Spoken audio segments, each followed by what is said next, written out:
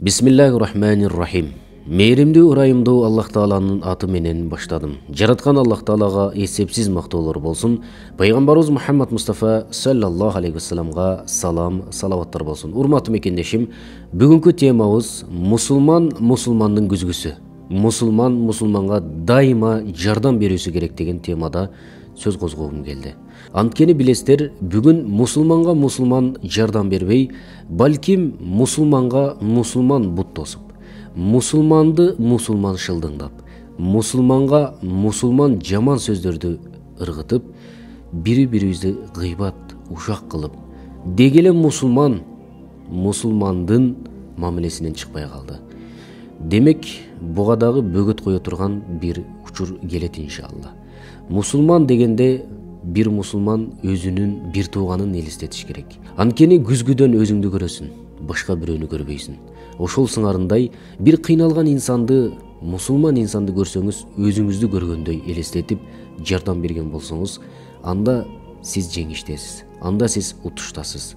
Демек, урматтуу мекендешим, дайыма мусулмансызбы, дегеле адам баласына жардам берүүнү үндөйт элем. Анткени пайгамбарыбыз саллаллаху алейхи вассалам мына ушундай кулк мүнөздүн ээси эле.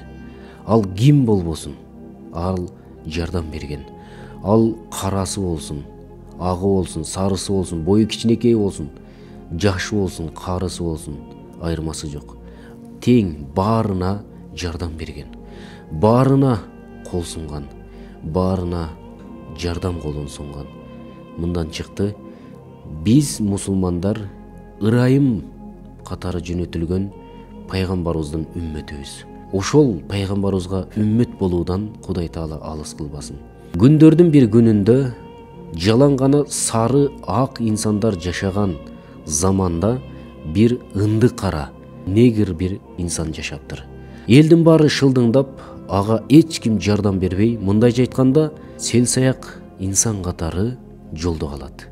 Эч ким аны адам катары карабай, балким ит, айбан сыяктуу карап, ар жерде эле нан жеген сыяктуу нанды дагы ыргытып берип, мына ушундай заманда бир ынды кара жашаган.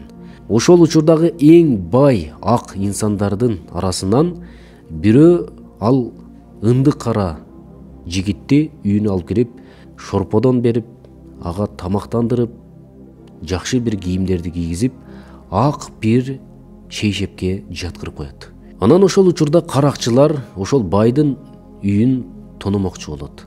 Анын үйүндөгү алтын болгон байлыктын баарын алып, ал байды өлтүрүп кетебиз деп план кылышат. Ал каракчылар үйүнө кирет. Үйүнө кирип, алтын акчаларынын баарын уурдап, тиги кожоюнун издеп өлтүрмөкчү болуп атканда, ынды кара болгон жигит ак шейшепти оронуп чыгып, "Эй жигиттер, эмне кылып атасыңар?" дейт. Ошол учурда жанагы ууру каракчылар караса, ак шейшепти оронгон бир кара бирөө турат.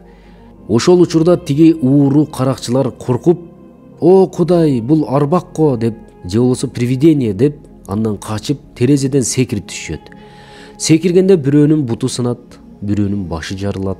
Ошентип тиги бай ойгонуп, ал каракчыларды кармап, тийиштүү жерлерге тапшырып беришет. Бир инсанга жардам берем деген бай өзүнүн алтын акчаларынан, жада калса өзүнүн жанынан аман калып жашап калат. Пайгамбарыбыз саллаллаху алейхи вассалам айтат: "Кимде ким бир мусулманга жардам берсе, Аллах ага жардам берет" дейт. Ким кимдин ажатын аткарган болсо, анын муктаждыгын кетирген болсо, ага жардам берген болсо, Аллах Таала ага жардам берет. Жардамыбызды мусулман бир туугандардан аябайлы. Ансыз да кор болдук, ансыз да мусулмандар бөлүнүп атабыз, жарылып атабыз. Демек бириккен учур келди. Мусулманга бир тууган. Эч качан жардам колуңузду аябаңыз.